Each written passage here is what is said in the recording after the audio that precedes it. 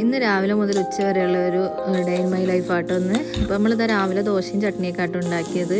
അപ്പോൾ അതാ ചട്നീൻ്റെ റെസിപ്പി ഞാൻ പറഞ്ഞുതരാം. അപ്പോൾ ലേശം അതാ ഒരു ഉള്ളിയും ഒരു തക്കാളിയും ഒരു 4 അല്ലി വെളുത്തുള്ളിയും ഇട്ടിട്ട് വെളിച്ചെണ്ണയിൽ ഒന്ന് വഴറ്റിയെടുക്കുക. എന്നിട്ട് അതിലേക്ക് ഉപ്പും മഞ്ഞൾപ്പൊടി മുളക് പൊടിയൊക്കെ ഇട്ടിട്ട് ഒന്ന് ഇളക്കി നല്ലോണം ഒന്ന് മിക്സാക്കി കഴിഞ്ഞിട്ട് നമ്മൾ മിക്സീൻ്റെ ജാറിലിട്ടിട്ട് ഒന്ന് അടിച്ചെടുക്കാട്ടോ ചെയ്ത്. എന്നിട്ട് പിന്നെ കടുകും കറിവേപ്പിലൊക്കെ ഇട്ട് വറവിട്ട് അപ്പോൾ ആ ചട്നി നമുക്ക് അവിടെ റെഡി ആയിട്ടുണ്ട് കേട്ടോ. പിന്നെ നമ്മൾ ഇന്നലെ ദോശമാവിന് അരച്ച് വെച്ചിരുന്നല്ലോ, നല്ലോണം പൊന്തി വന്നിരുന്നു കേട്ടോ.